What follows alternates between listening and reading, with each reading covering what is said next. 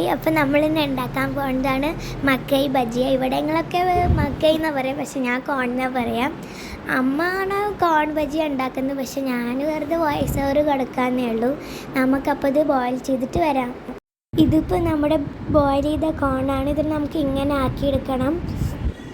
2 spoon മാറ്റി വെച്ചിട്ട് വേണം നമുക്കിത് ഗ്രൈൻഡ് ചെയ്തെടുക്കുന്നത്.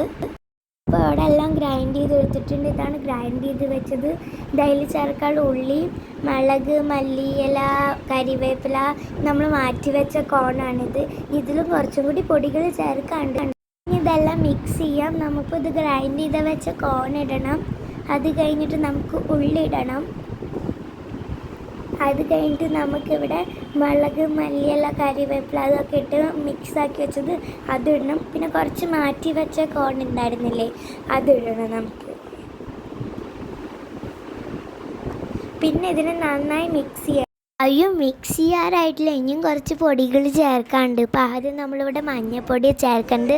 അത് കഴിഞ്ഞിട്ട് നമുക്ക് ഉപ്പാണ് ചേർക്കേണ്ടത്. ഇപ്പോൾ ഇവിടെ കടലമാവാണ് ചേർക്കുന്നത്. ഇനി നമുക്കിവിടെ അരിപ്പൊടിയാണ് ചേർക്കേണ്ടത്. നമ്മളിപ്പോൾ ഇവിടെ എല്ലാം ചേർത്തിട്ടുണ്ടെങ്കിൽ നമുക്കിത് നന്നായി മിക്സ് ചെയ്യണം. നമുക്ക് ഈ ഒരു പേസ്റ്റ് നമുക്ക് ഈ വടയൊക്കെ ഉണ്ടാക്കണ ആ ഒരു ടൈപ്പ് പേസ്റ്റ് ആക്കണം. ഇതെങ്ങനെയാണ് അത് ആവേണ്ടത്. ഇനി നമുക്കിത് വറുക്കാം. അമ്മ അപ്പോഴേക്കും ചീഞ്ചട്ടി ചൂടാക്കാൻ വെച്ചു, അതിൽ എണ്ണ ഒഴിച്ചു. അമ്മ ആദ്യം പരിപ്പ് വട ഉണ്ടാക്കണ പോലെയാണ് ഉണ്ടാക്കിയത്.